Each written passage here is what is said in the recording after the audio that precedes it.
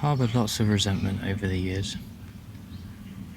Most of it being because I wanted someone to blame for how I feel, or I wanted someone to blame for the circumstances I found myself in, and also it's just a way of me not having to take responsibility and continue being a victim.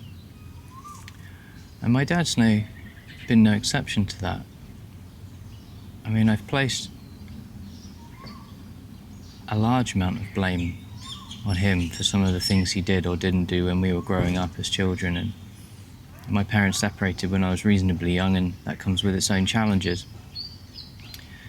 And as I've gone through the process of taking responsibility for my own life, and I've realised that all of the feelings I harbour towards other people are really just feelings that live within me, that feel in the moment too painful for me to do anything with, that I just want to cast them out. As I come to understand that, and I take a moment to just allow myself to be with whatever is coming, then a deeper sense of reflection and appreciation arises for the things that both of my parents have done for me. And I wouldn't be on this path if it wasn't for my dad. And as hard as it is for me to acknowledge, even though the purpose of me being here is to see him and support him as he transitions from this life into the next, however that looks. I've come to appreciate that much of the things that have kept me stable, that have given me the ability to see that I have a choice to not suffer in this situation, I have him to thank for. And I can't help but be appreciative of that, especially in these moments. And there was one thing I remember distinctly when I was a child, and I can't remember exactly how old I was, but probably early teens, struggling to sleep. And he used to play me these sort of hypnosis/meditation tapes. Some of you might be familiar with them, almost called The Gateless Gate there's a hypnotist called Dick Supvin. And he's passed away now, he's an American guy. And it's like a spiritual journey of sorts. And I rediscovered it a few years ago after having an operation, and I was laid up in the bed for a few days and just wanted to help myself get out of my mind a bit, find some relief. And I came across it again, and it just brought back a lot of memories. And I played it for him when I got here, and he wasn't coherent enough at the time to be able to appreciate it. But in my opinion, of course, I don't know that to be true. But I feel like it was a bit of a full circle moment. You know, someone sharing something with you many, many years ago, and then all of a sudden you find yourself sharing the same thing back under different circumstances.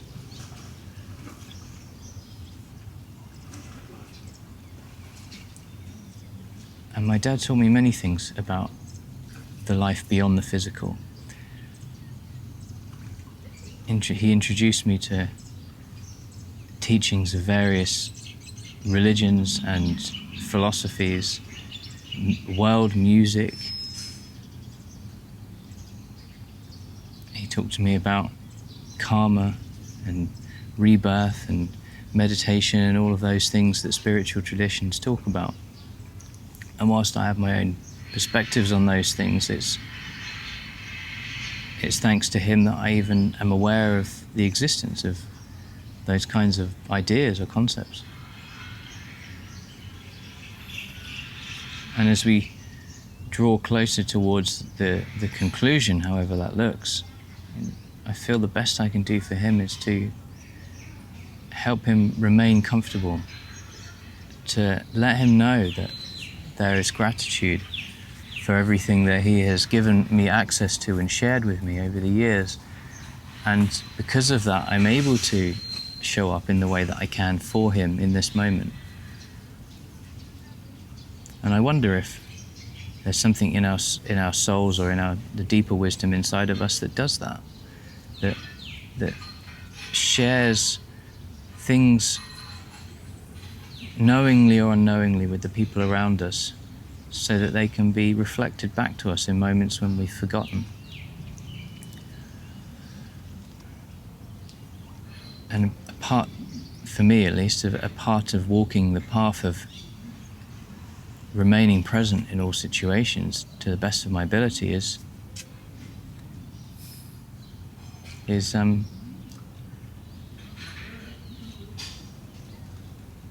to do anything that I can to support that, to give myself space for reflection, to read the texts or scriptures or philosophies or accounts of people who have come before me. It can help me continue to orient myself in the direction of the greater, rather than just one single fixed perspective. And also, it reminds me that the teaching or the value of us, any of us being on this path, it's not what we say, it's not the things that we share with our words, it's what we embody. And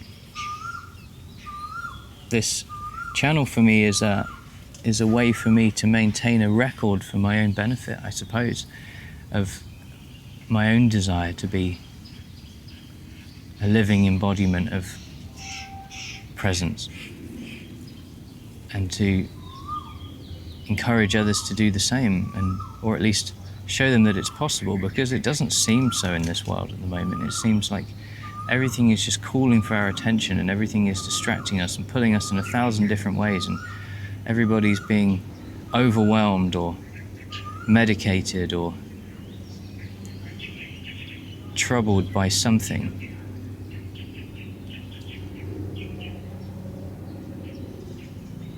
And when we step away from that, when we remove all of the distractions from our lives, it's just apparent the only thing we're really ever dealing with is the desire to avoid discomfort.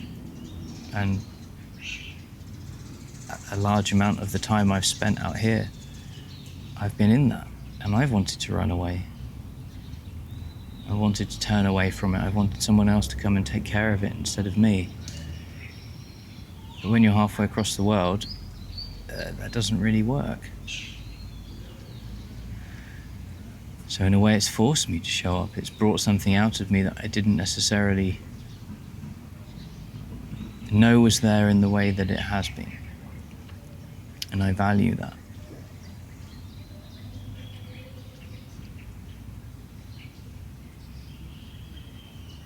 I value the moments I'm able to take out for myself, even though they're few and far between, just to recalibrate my own system and to orient myself in the direction of what's true for me, what helps me, to come back to the lessons that have been imparted to me from my parents, teachers, guides, books, music, my own realizations, any of those things.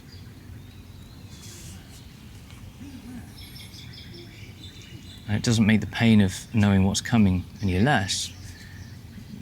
But as I mentioned, it means I recognize I have a choice whether or not to feel the pain or to suffer it. And I'm choosing to feel it. This isn't happening in spite of me. It's not happening to remind me that I've made mistakes and that I should have done something differently in the past. It's happening as I see it, to draw out of me everything that was imparted to me by the very person who is at the front of my mind at the moment. And there's a blessing in that, I think.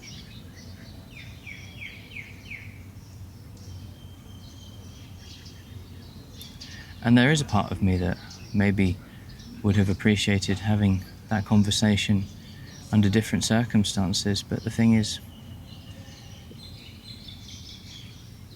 no moment can be forced when it's not right. How many of us have tried to share something important with someone, and something we know would really help, and just to have them turn around and insult us or say something not very nice or just completely ignore us. And so perhaps under these circumstances it was meant to be that way. I don't know. I'm not sure I subscribe to that entirely, but again, that's a part of my own experience to look at.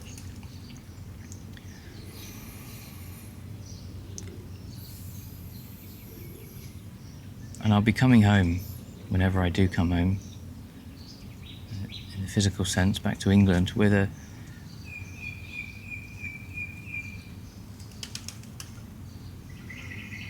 much greater appreciation for the fragility of life. I think it's something we're all aware of in some way, how life can be ended, taken from us in any moment. And we go through life thinking that we're going to live forever and that we're immortal and that nothing bad will ever happen to us, and then we see it happening firsthand, and all of a sudden that perspective changes very quickly. And I don't fear the end in that respect. What I fear, if anything, is not embodying the highest love that's inside of me and sharing that with the people that are important to me and everybody as much as I can before that comes.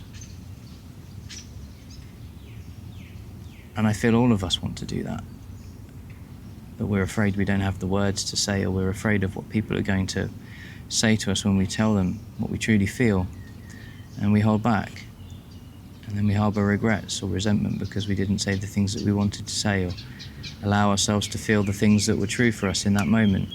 And the resentment is often pointed inwards. I don't wish for that for anybody. So with that in mind, I'm going to reorient the things I do on this channel and keep in mind, or invite you to keep in mind as a viewer, that our invitation from life, is to be with life in every moment, not to get lost in the past, not to get lost in the future. To be mindful that we can look backwards and we can look forwards, but where we exist, where we live, is here. Where I live is here.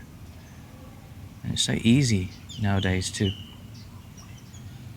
find yourself anywhere else but here, and wonder why things don't feel so good. I wonder why we can't meet people, connect with people, and look them in the eyes and be honest with them and with ourselves. And I want to change that for me, and if it helps you, then that's amazing. I would love for that to be the case.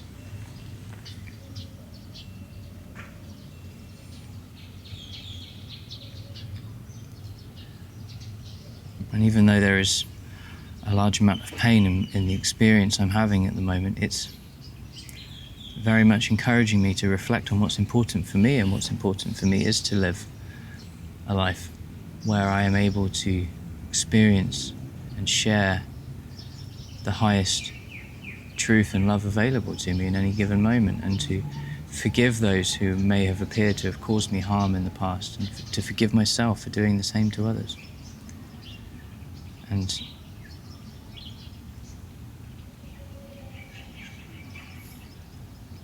to appreciate the way that things unfold, even if I don't necessarily agree with it or want it to be that way, and to have the courage to say so.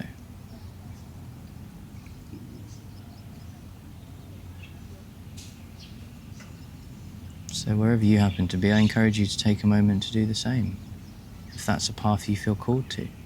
And it's a very lonely path. I won't be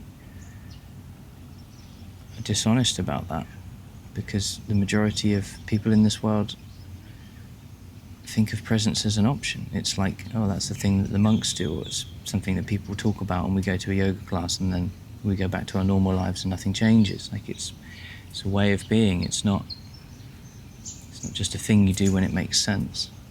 And most people don't understand that. And when you're going through hard times, it's very hard to explain that to people.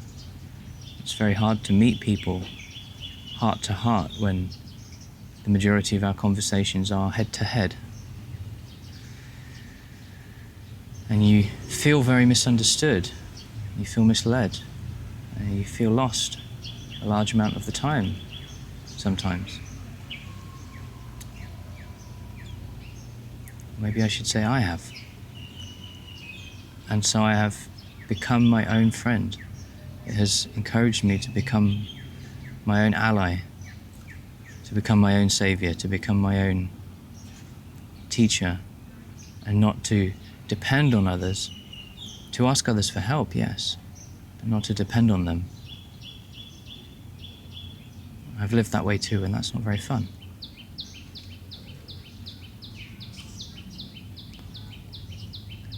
So as always, I hope there's some value in that. Please let me know what resonates with you. If there's something I can expand on more in the future, then absolutely I will.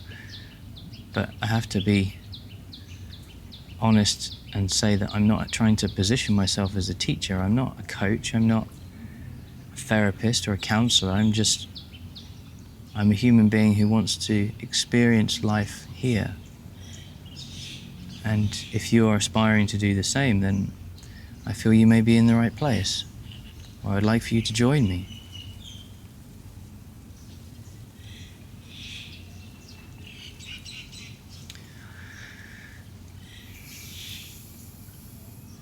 So yeah, until the next time, whenever that may be, I will thank you as always for your attention and for giving yourself space to reflect and find out what it means to you to be present in your life, what it means to you to be your own best friend, to be your own teacher, to be your own guide, and to listen to what's in here, what's true for you, and to take the things that other people say as a point of reference rather than an absolute dictation of how you should live, to be empowered.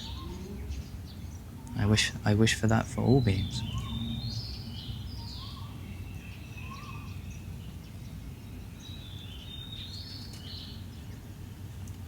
This is the first moment of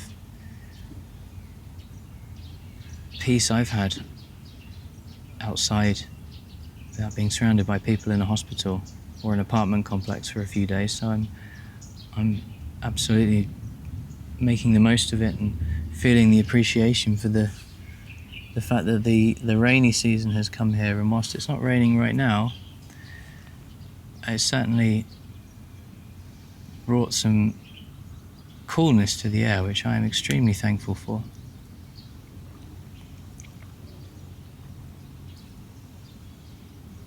And there's some turtles behind me as well, which is interesting. I know they're in here somewhere and I can just see them popping their heads out.